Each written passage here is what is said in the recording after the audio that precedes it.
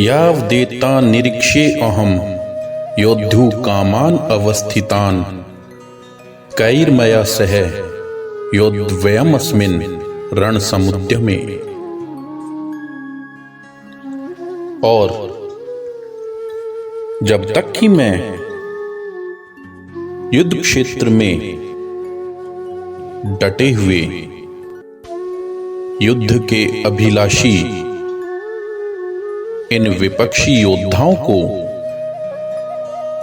भली प्रकार देख न लूं कि इस युद्ध रूप व्यापार में मुझे किन किन के साथ युद्ध करना योग्य है, तब तक आप इस रथ को यहीं खड़ा रखिए।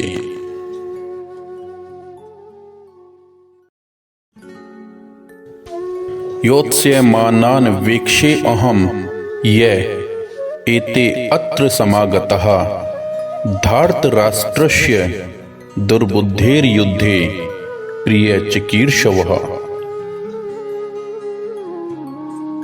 दुर्बुद्धि दुर्योधन का युद्ध में हित चाहने वाले जो ये राजा लोग इस सेना में आए हैं, इन युद्ध करने वालों को मैं देखूंगा।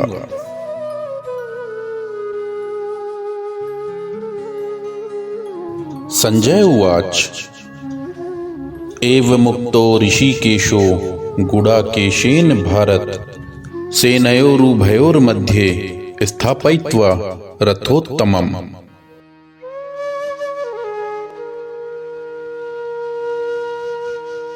भीष्म द्रोण प्रमुखतः सर्वेषां च महीक्षिताम् उवाच पार्थ पश्यतान् समवेतान् कुरुनिति। संजय बोले, हे धृतराष्ट्र, अर्जुन द्वारा कहे अनुसार श्री कृष्ण ने दोनों सेनाओं के बीच में भीष्म और द्रोणाचार्य के सामने तथा संपूर्ण राजाओं के सामने उत्तम रथ को खड़ा कर इस प्रकार कहा कि हे पार्थ, युद्ध के लिए जुटे इन कौरवों को तुम देखो।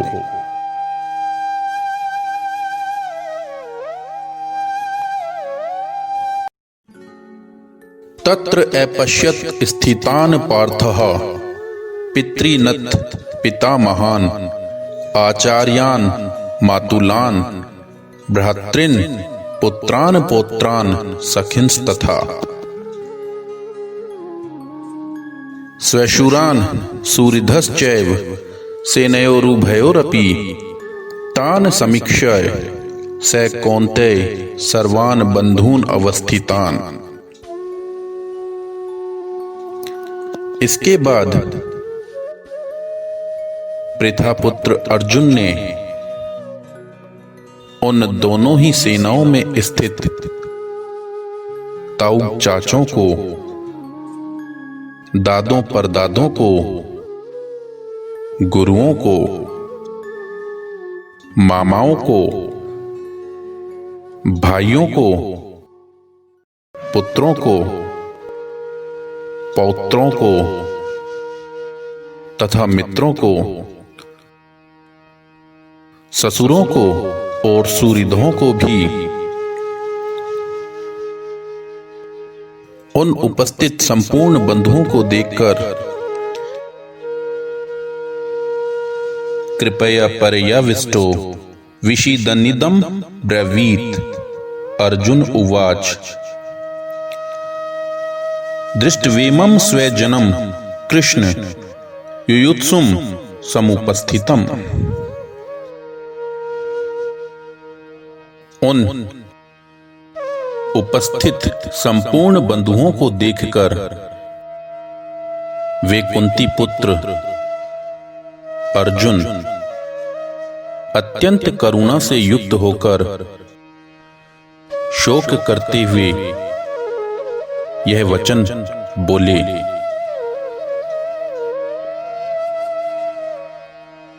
सीदंती मम गात्राणि मुखम च परिशुष्यति वेप्थुश्च शरीरे में रोम हर्षश्च जायते।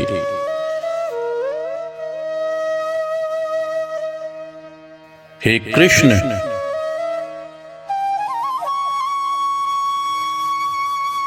युद्ध क्षेत्र में डटे हुए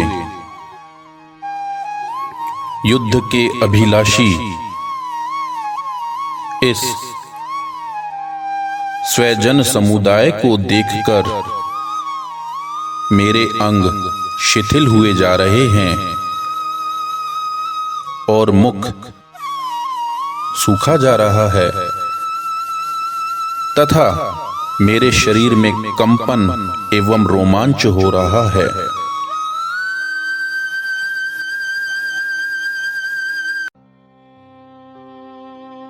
गांडीवम संत्रस्ते हस्तात्व चैव परिदेहते न च शक्नोम्य अवस्थातुम भ्रमतीव च मे मनः।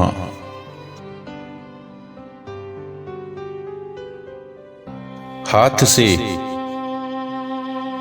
गांडीव धनुष गिर रहा है और त्वचा भी बहुत जल रही है तथा मेरा मन भ्रमित सा हो रहा है। इसीलिए हे कृष्ण, मैं खड़ा रहने में भी समर्थ नहीं हूं।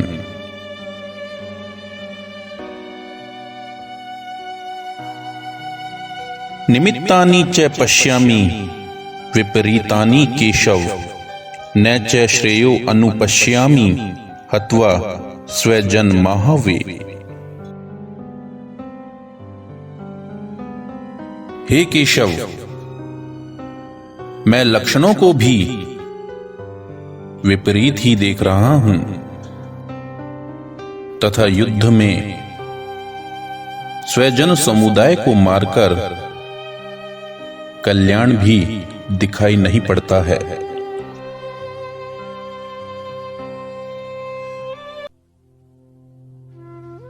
न कांक्षे विजयम कृष्ण न च राज्यम सुखानि च किम नो राज्येन गोविंद किम भोगैर जीवितेन वा।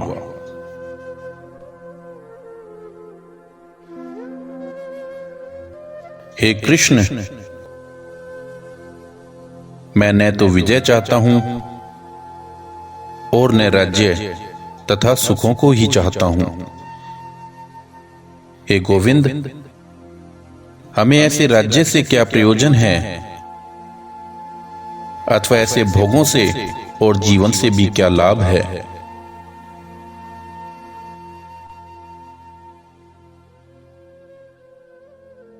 येषाम् अर्थे कांक्षितम् नो राज्यम भोगा सुखानि च त इमे अवस्थिता युद्धे प्राणान् त्यक्त्वा धनानि च। हमें जिनके लिए राज्य, भोग और सुखादि अभिष्ट हैं, वे ही ये सब धन और जीवन की आशा को त्याग कर युद्ध में खड़े हैं।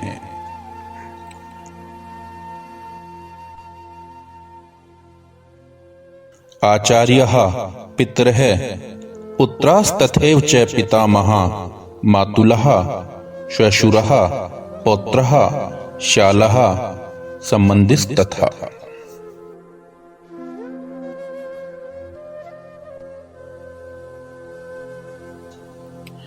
गुरुजन,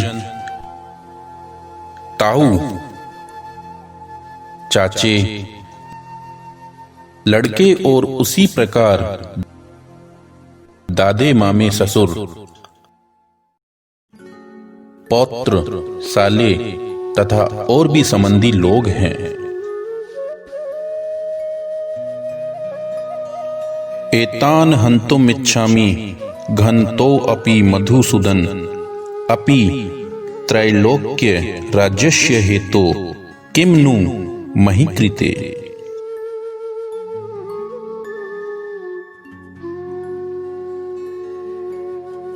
हे मधुसूदन,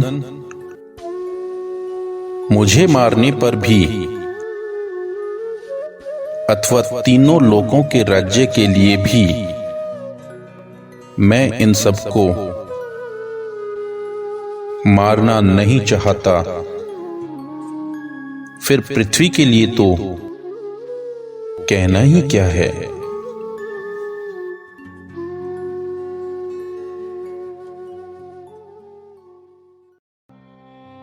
निहत्य धार्तराष्ट्रान् का प्रीति स्यात् जनार्दन पाप मेवाश्रय दस्मान हत्वै ताना तायिनः।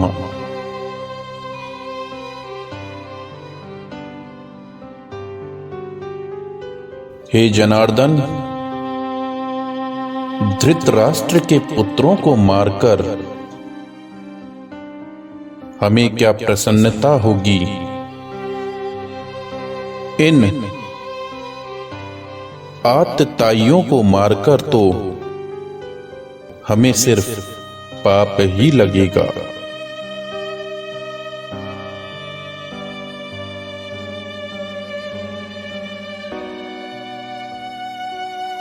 तस्मान्नारहा वयं हन्तुम धार्तराष्ट्रान् स्वबान्धवान् स्वजन ही कथम हत्वा सुखिनः श्याम माधव।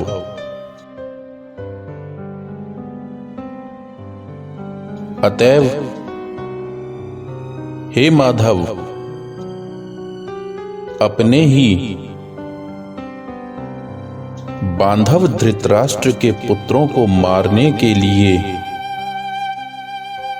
हम योग्य नहीं हैं, क्योंकि अपने ही कुटुंब को मारकर हम किस प्रकार सुखी रह सकेंगे।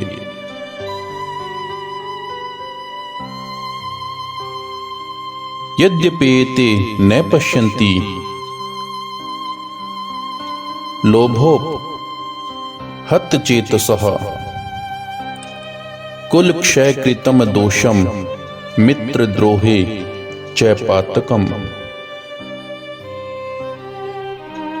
कथम न ज्ञेयमस्माभिः पापाद् अस्मानि वर्तितुम कुल क्षय कृतम दोषम प्रपश्यद्भिर्जनार्दन।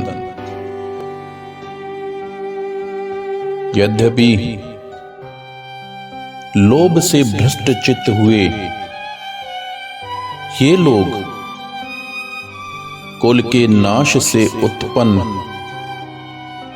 दोष को और मित्रों के विरोध करने में पाप को नहीं देखते हैं, तो भी हे जनार्दन, कुल के नाश से उत्पन्न दोष को जानने वाले हम लोगों को इस पाप से हटने के लिए क्यों विचार नहीं करना चाहिए।